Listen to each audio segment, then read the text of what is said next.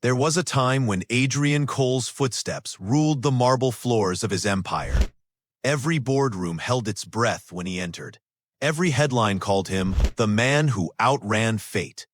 But fate always catches up, especially with men who never stop running. It had been 18 months since the crash. 18 months since headlights became silence and speed turned to stillness. Now Adrian Cole, 37, sat in a penthouse built for power, but filled with ghosts. Below him, the world moved like clockwork, cars streaming through wet streets, people chasing dreams, while he watched from behind glass, hands resting on the wheels of a chair that had become both his prison and his penance. He moved only when necessary, from desk to window, from window to bed. Even his morning coffee was measured in silence. Once a man of motion, he now lived by ritual. Emails, therapy, medication, repeat. His face, still sharp beneath trimmed dark hair and weary eyes, carried the residue of ambition, but without direction, ambition is only noise. And Adrian Cole had finally run out of noise. On a gray Monday morning, a new name appeared on his assistant's schedule: Lena Alvarez, Translator. Adrian barely looked up when she entered his office. Just another consultant hired to decode investors and their words. But then she spoke. It wasn't the greeting that struck him. It was the tone. Warm. Careful, like sunlight trying to break through storm clouds. She was 28, graceful in movement, confident in stillness. Dark hair tied in a loose knot, a pale scarf around her neck, and eyes that seemed to translate more than languages. They translated pain. For the first time in months, Adrian blinked slower than usual, long enough to remember what human warmth looked like.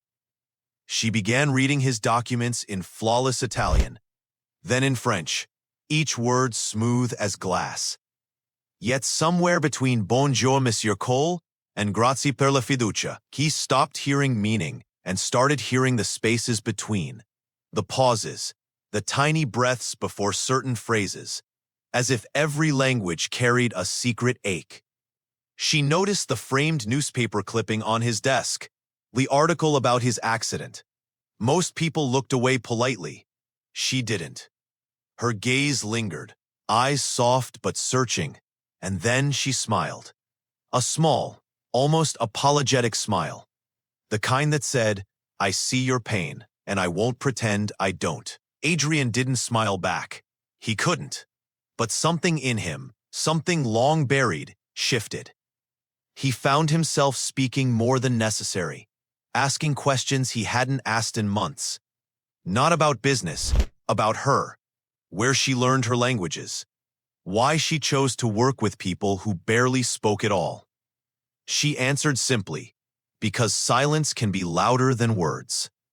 Those words stayed with him long after she left.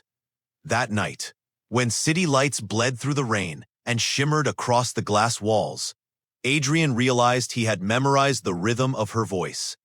He tried to work, failed.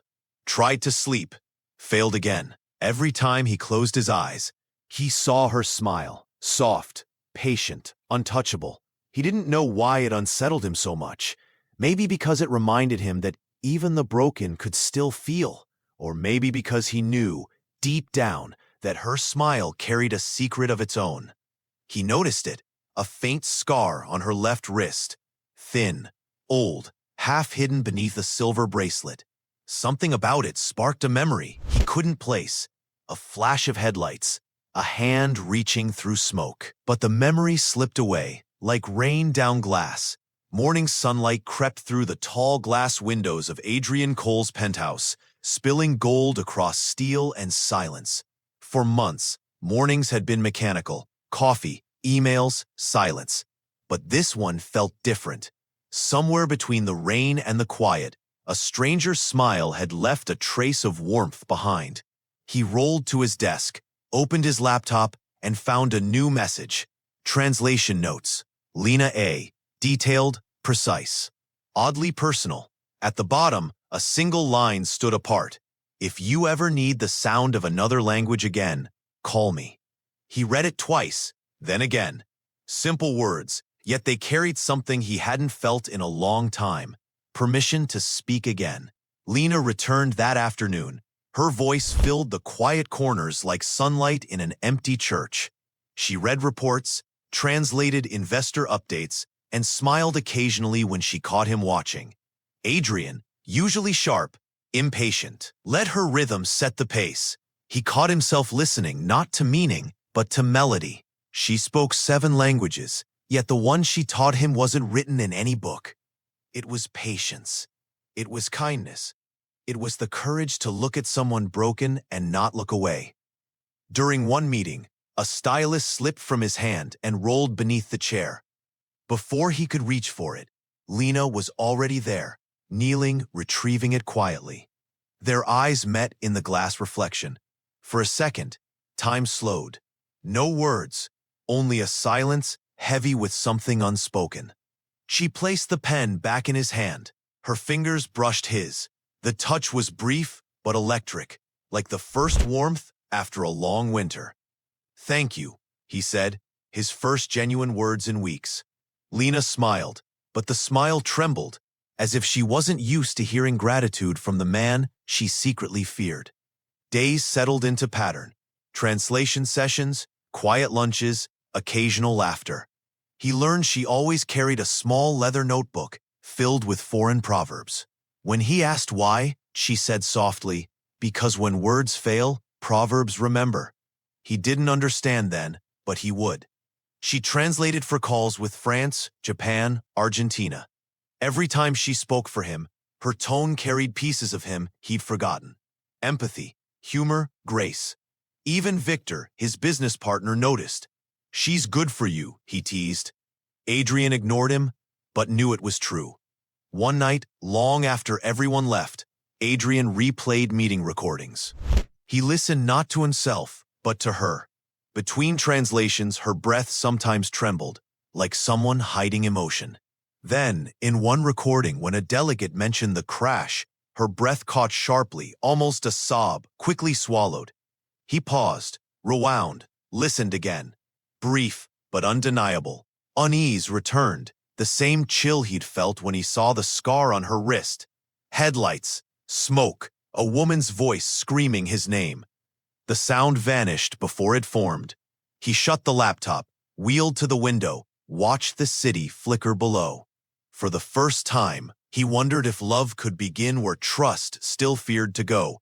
A week later, Lena found him alone in the rooftop conservatory, a glass garden he rarely visited. He used to love plants, now most had withered in neglect.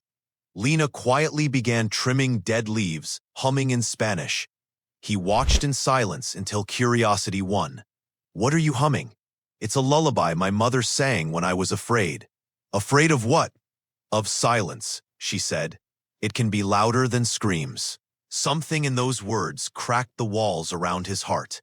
He didn't reply, just handed her a watering can. They worked side by side, one hand strong, one trembling, until sunlight pooled like forgiveness across the glass floor. That was the first time in months Adrian laughed. Not the forced chuckle of boardrooms, but a real one, soft, unguarded, surprised. Lena froze, then joined in. For a moment, the wheelchair, the past, the pain, none of it existed. Later that evening, a folder slipped from his desk, papers scattered across the floor, a photograph sliding free, a newspaper clipping from the night of the crash. Flames, broken glass, a blurred crowd. He froze. In the far corner stood a woman holding her wrist, looking toward the wreck. He zoomed in. The resemblance was undeniable. Lena. Same posture, same hair, same scar. He stared, heartbeat thudding. Why was she there? How did she hide it? And what did she want from him? He shut the laptop, but the silence grew heavier. The woman who'd helped him find peace might also be the ghost who'd taken it away. He didn't sleep. He replayed every smile, every word, every touch. searching for lies. And the more he searched, the more he realized he didn't want to find any. Because if she was part of his pain, then the only good thing left in his life was built on a lie. The next morning, Adrian arrived before sunrise. When Lena walked in, surprised to see him, he simply gestured toward the balcony. "Let's have coffee outside." The air was crisp, the city still waking. They sat in silence, steam rising from porcelain cups. Lena looked uneasy, sensing a change. "Is something wrong?" Adrian studied her, the honesty in her eyes, the gentle curve of her smile. Everything about her said truth, yet the photograph whispered lie. He wanted to ask, but the words felt too heavy. So he asked something else instead. "Do you believe people can heal each other?" She fought for a moment. "I think sometimes we don't heal each other. We just remind each other where it hurts." He nodded slowly, because that was exactly what she had done. Reminded him where it hurt, and shown him it was okay to feel again. Before leaving, she placed her notebook on the table. "Here," she said, "I wrote something for you. Inside, in neat handwriting, in every language, forgiveness sounds the same." He didn't know what she meant, or why forgiveness was suddenly part of the conversation. But he felt the world tilt again, just slightly, towards something inevitable. That night, the office was dark except for the glow from Adrian's desk. Lena passed by, hesitated, then knocked softly. He turned, eyes tired but gentle. "You're still here," he said. "So are you," she replied. She handed him a small flash drive. "Tomorrow's presentation, fully translated." He thanked her, voice low, gaze lingering longer than usual. There was a pause, long enough for two people to say everything without words. Then she whispered, "Good night, Mr. Cole," and left. He watched her reflection fade in the glass, and somewhere deep inside, something fragile began to bloom again. He didn't know whether it was love or illusion, but it was alive. He looked down at her notebook, tracing the words, "Forgiveness sounds the same." Tucked between the pages lay a folded newspaper clipping, half burned, the same article about his crash, with a handwritten note beneath. "I was there, I'm sorry." The world tilted again, but this time it didn't stop at fear. It fell straight into heartbreak. Some truths arrive quietly, others crash through the door you swore you'd never open again. For Adrian Cole, it came as both.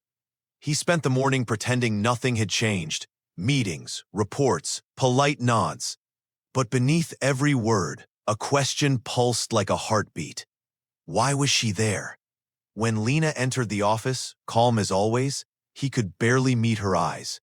The photograph lay hidden inside his desk drawer, close enough to burn through wood and conscience. She smiled, oblivious. "Good morning, Mr. Cole." He wanted to say it back, he always did, but today the words refused to come. Instead, he simply said, "Close the door." Lena froze mid-step.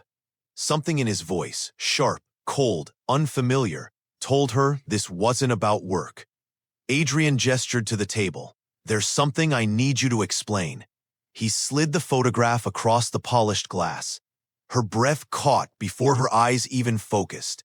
Color drained from her face.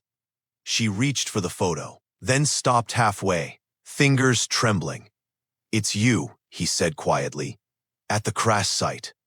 For a long moment, she didn't move, didn't speak. Only the hum of the city far below filled the silence. Then, softly, yes, it was the smallest word in any language, but it carried the weight of two ruined lives. "Why?" he asked. Her lips parted, closed, then finally. "Because I was there when it happened, and I couldn't leave." He leaned forward, voice shaking. "You were there? My driver died. My company nearly collapsed. And you, what were you doing there?" Tears gathered in her eyes, unfallen. "I was translating that night for the man in the other car." Silence. A silence so deep it swallowed the sound of breathing. In that moment, Adrian's world fractured again, clean, cold, merciless. She continued, voice trembling. He was my brother, Miguel Alvarez. He was driving home after a job interview. He didn't see your car coming through the intersection. Adrian's hands tightened on the chair's armrests. Your brother was the reason I can't walk. Yes, she whispered. But you should also know he tried to save you. That night replayed in her memory like a wound that never closed. Flashing lights, twisted metal, smoke curling upward into the rain. Her voice trembled as the memory took shape. He was alive only a few minutes after the crash. He pulled open your door, freed your seatbelt. He was calling for help when the fuel line caught fire. She stopped, clutching her arms.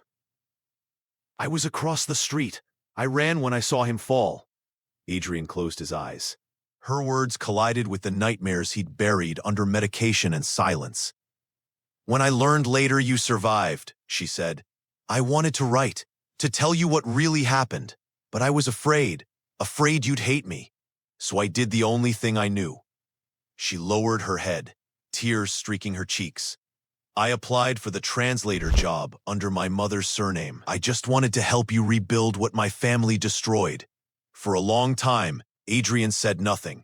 Rain tapped against the glass like a metronome, marking grief. His voice was quiet, but beneath it lay the fury of a man who'd lost too much to find mercy easily.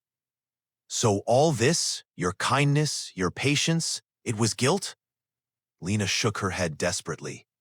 No, it began as guilt, but it didn't stay that way. She stepped closer, tears falling freely now. I started caring, Adrian, long before I realized how much. He turned his chair toward the window. Outside, lightning split the skyline. He wanted to believe her. God, he wanted to, but the mind that built empires refused to trust the heart that destroyed one. Get out, he whispered. Lena froze. Please, just listen. I said get out. Her breath hitched, a sound between a sob and surrender. She picked up her notebook, clutching it like a lifeline. If I walk out that door, you'll never know everything, she said quietly. Maybe that's the only way I'll ever find peace, he replied. The door clicked shut, and silence returned to the penthouse. Heavier than before, crueler than truth itself, morning came with colorless light. Victor found Adrian still at his desk, eyes red, photograph beside him. She's gone, Victor said softly. Left this for you. He placed an envelope on the table. Adrian hesitated, then opened it. Inside was a letter in Lena's careful handwriting. Not an apology, a confession, and a promise. Adrian, I never came into your life to deceive you. I came because I couldn't live knowing I'd done nothing. I thought if I helped you find your voice again, maybe I could quiet the one in my head that keeps replaying that night. I never meant to fall in love with you, but somewhere between your silence and my guilt, I found something pure, something worth the pain. If you never forgive me, I understand, but please know this. The man who saved your life was my brother, not the one who took it. You carry his last act of love every time you breathe. When he finished reading, the paper trembled in his hands, not from anger, but from grief. He looked at his motionless legs, the scars on his hands, and whispered, "He saved me." Music built slowly, cello and piano rising like a heartbeat finding its rhythm again. For 3 days, Adrian didn't speak, didn't work, didn't sleep. On the 4th day, Dr. Chase visited. She found him by the window, letter open beside him. You finally know the truth, she said gently. He nodded. And does it help? He looked away. It changes everything, but not the way I thought it would. He realized the real prison wasn't his wheelchair. It was the blame he'd built around it, and Lena had broken it, not with lies, but with love he wasn't ready to face. When she entered his life, he learned to speak again. Now that she was gone, he had to learn to feel again. Days turned to weeks. One morning, as sunlight spilled across the marble floor, Adrian wheeled to the balcony. He held the letter one last time, then folded it carefully into his jacket pocket. He picked up his phone and opened his email drafts. At the top sat an unsent message. To Lena Alvarez, subject, I understand. He hesitated, then hit send. Sometimes forgiveness isn't loud. It doesn't arrive in apologies or explanations. Sometimes it's just the quiet act of letting go. As the message vanished into the digital sky, Adrian whispered to no one, "Thank you for saving me, both of you." He didn't know where she was, but somewhere he hoped she'd feel it, that fragile pulse of forgiveness traveling through the air like the echo of a life rebuilt. Months had passed since that morning when Adrian sent the email. No reply ever came. But sometimes silence is its own kind of answer, neither rejection nor acceptance, just peace. He stopped expecting her to return, stopped checking his inbox every hour, and in the quiet she left behind, something began to grow, the faint outline of a man rebuilding himself from the inside out. Dr. Chase's office always smelled faintly of eucalyptus and old paper. It was the only room where Adrian could breathe without feeling observed. He sat facing the window, sunlight soft across his hands. I read the letter again, he said quietly. Dr. Chase smiled. And what did you feel this time? He thought for a long moment. Not anger, just sorrow. But not the kind that drowns you, the kind that teaches you to swim. She nodded. That's grief turning into wisdom. For months, she'd urged him to find meaning beyond his loss. Now, finally, he understood. Healing wasn't a finish line, it was a direction. Sometimes it began the moment you stopped running from pain long enough to hear what it had to say. 2 months later, an envelope arrived, unmarked, thin, the kind you almost mistake for junk mail. Inside was a letter on foreign stationery. The handwriting was unmistakable. If this reaches you, please know I never expected forgiveness. I'm in Madrid now, working as a translator for a rehabilitation center. I teach veterans to find their voices again, the way you once learned to use yours. I think of you when I hear them laugh, or when they fall silent before speaking. You taught me that silence isn't failure, it's part of healing. He read the letter 3 times. Her words no longer carried guilt. They carried light, fragile, but real. She had found her purpose. And strangely, knowing that made him feel lighter too. He placed the letter beside her old notebook, the one that once said, "Forgiveness sounds the same in every language." Now he finally believed it. Spring arrived in the city, warm, unpredictable, alive. Adrian began attending meetings again, not as the man who once built empires, but as someone learning to build people. When the Global Accessibility Summit invited him to speak about post-trauma entrepreneurship, he hesitated, then agreed. He wanted to tell the world that the body can fail without the spirit breaking. The hall shimmered with light as he rolled onto the stage. Microphones clicked, cameras flashed, none of which he noticed. He paused, took a breath, and began. 2 years ago, I lost my ability to walk. For months, I thought that meant I'd lost my purpose. But purpose doesn't live in our limbs. It lives in what we choose to do when we can't run anymore. He looked down at his hands, steady, strong. Pain is a translator, he said softly. It teaches us what words never could. Somewhere in the crowd, a woman listened.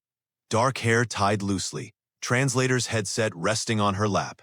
Her heart pounded like it remembered the rhythm of his voice. When the talk ended, people surrounded Adrian, shaking hands, thanking him, saying his story moved them. But he barely heard them, because across the room, near the exit, he saw her. Lena. Time slowed the way it does when memory and reality collide. Her hair was shorter, her face thinner, but the eyes, exactly as he remembered. Soft, kind, alive.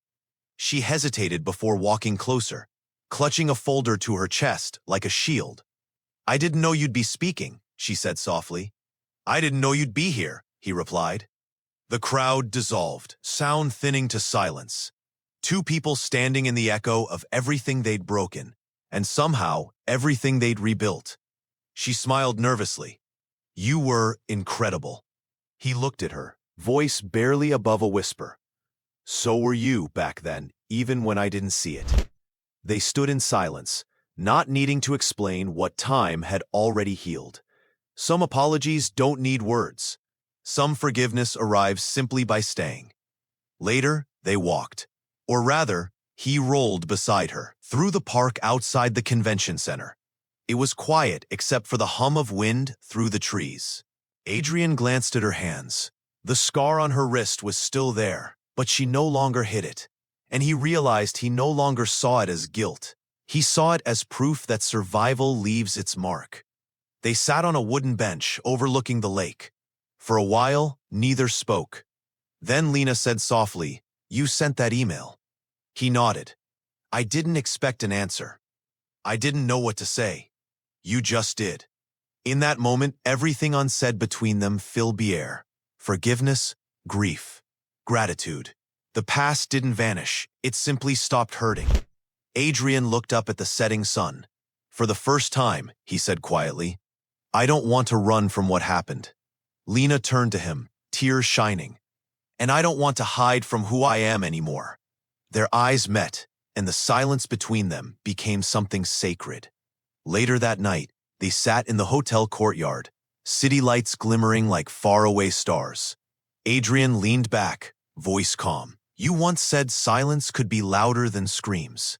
I think I finally understand." She smiled gently. "And what does it say now?" He thought for a moment. "It says stay." Lena's hand rested on his, not as apology, not as pity, but as an answer. They didn't promise forever. They didn't need to. They simply promised to begin again, right where forgiveness had left them. Sometimes love doesn't return to complete you. It comes back to show you who you've become without it, and who you can still be with grace. Weeks later, the world moved on, as it always does. But inside Adrian's world, something had changed.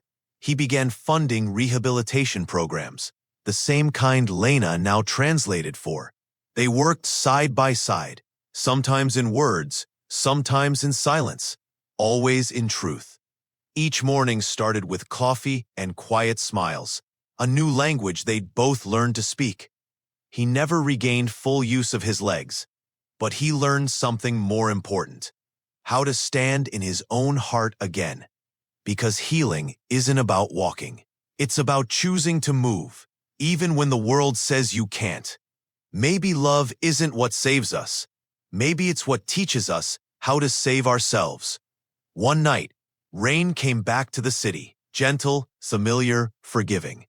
Adrian wheeled toward the same window where months ago he'd first met her. Lena stood beside him now, watching droplets trace silver lines down the glass. "Déjà vu," she whispered. He smiled. "No, this time it's peace." In the end, they didn't need to rewrite the past. They only had to understand its language. Together, they translated pain into something far greater: the quiet miracle of being seen, forgiven, and loved anyway. The city woke differently that morning. The rain had finally stopped. The streets shimmered with light, and the air carried that rare scent, the one that only comes after forgiveness. Months had passed since that day in the park. Winter had quietly turned to spring, and in the spaces between seasons, Adrian and Lena had built something that didn't need a name. They worked together now in a small rehabilitation center funded by his foundation and guided by her languages. The walls were lined with photographs, people learning to walk again, to speak again, to hope again. And in the center of it all stood Adrian Cole, a man who had once lost everything but found himself in the act of giving back. His mornings no longer began with emails and deadlines. They began with voices, dozens of them, from different tongues and backgrounds, relearning the simple music of life. Adrian rolled down the hall as a young veteran practiced his first words in months. Lena stood near the window, translating his halting phrases with infinite patience. "Say it slowly," she encouraged, smiling. "Breathe between the syllables." The man nodded, and somewhere in his struggle, Adrian saw himself, the version that once couldn't speak without pain. He waited until the session ended, then handed Lena a cup of coffee. She laughed softly. "You still remember how I take it," he smiled. "Some languages don't need translation." Their conversation was light, but beneath it ran something steady, a trust earned, not given. That afternoon, the center hosted its first graduation for patients who had completed therapy. The auditorium was modest, wooden stage, folding chairs, paper flowers made by children, but it felt like a cathedral. When Adrian was asked to speak, he hesitated. Public speaking had once been his superpower, but today he wanted his words to belong to everyone. He rolled onto the stage, the microphone low enough for his height. The crowd fell silent. "I used to believe that success was measured by how far you could go without falling. But I've learned something simpler and harder. Sometimes, life is about how you learn to stand after you already have." His voice didn't shake. It carried the weight of truth, not performance. He looked toward Lena in the front row. She was smiling through tears. For the first time since the accident, he felt complete. Not because he'd reclaimed his old life, but because he'd forgiven the version of himself that could not. After the ceremony, a photographer gathered everyone for a group picture: patients, therapists, volunteers, and Adrian and Lena in the center. The flash popped, capturing a moment that would later hang in the lobby. Two people who had once met in tragedy, now framed by hope. When the room emptied, Adrian stayed behind, staring at the fresh print drying on the table.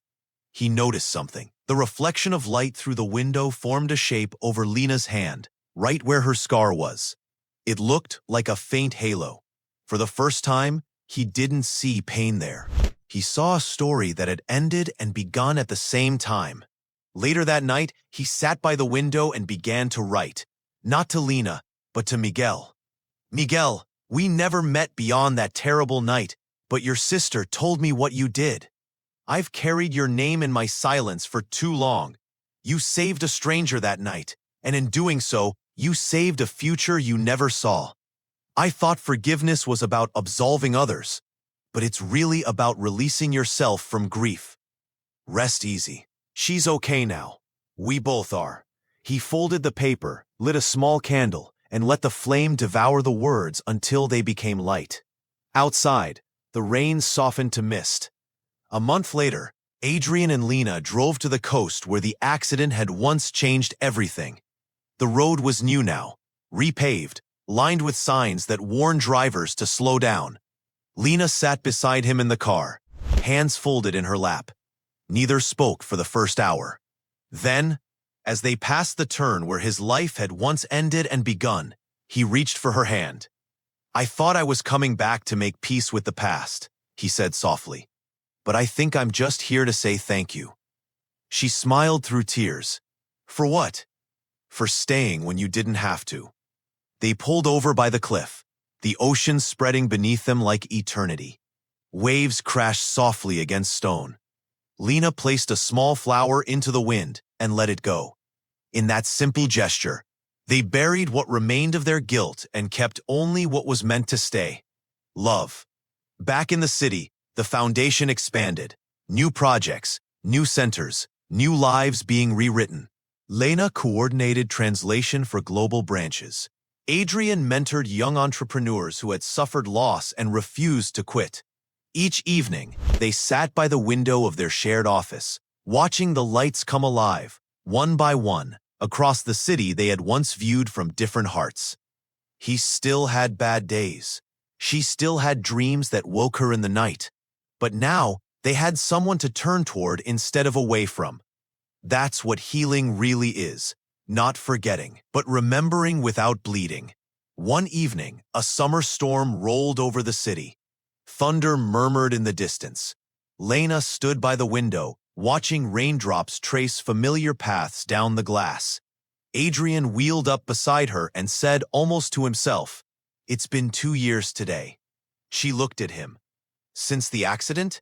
He nodded. "Since the night everything changed." She placed her hand over his. "Then maybe it's time to stop counting from that night and start counting from this one." He looked at her and smiled, not the smile of a billionaire or a survivor, but the quiet peace of a man who'd finally come home to himself. The sun pushed through the storm, casting liquid gold across the room. It touched their faces, their hands, the old scars that had become beautiful in their honesty. The light didn't erase the rain. It simply proved they could exist together. That night, Adrian sat alone in his office and recorded a message for the center's next campaign. But this time, the script was his own. "People ask if I ever wish I could walk again. The truth is, I already have. Not on my feet, but through the hearts that helped me stand when I couldn't. Through the smiles that translated pain into something worth living for. Life doesn't owe us a second chance, but sometimes it gives us a second language, one written in forgiveness, spoken in love." He ended the recording with a smile that reached his eyes. Lena watched from the doorway, hands folded against her heart. For a moment, neither spoke. They didn't need to. Dawn broke over the city again, light streaming through the same windows that had once reflected loneliness. Now they reflected something else. Two shadows side by side, one seated, one standing, both whole. Lena opened the window. The air was cool and fresh. "Smell that?" she said. "New rain." Adrian closed his eyes, listening to the world outside. The city he had once feared to face, now breathing with him again. In every language, love sounds different, but in its truest form, it sounds like this: two people who refuse to let their past define their future. A self-made millionaire in a wheelchair who found his faith in a translator's smile. And a woman who learned that forgiveness isn't a gift you give others. It's the language that finally sets you free.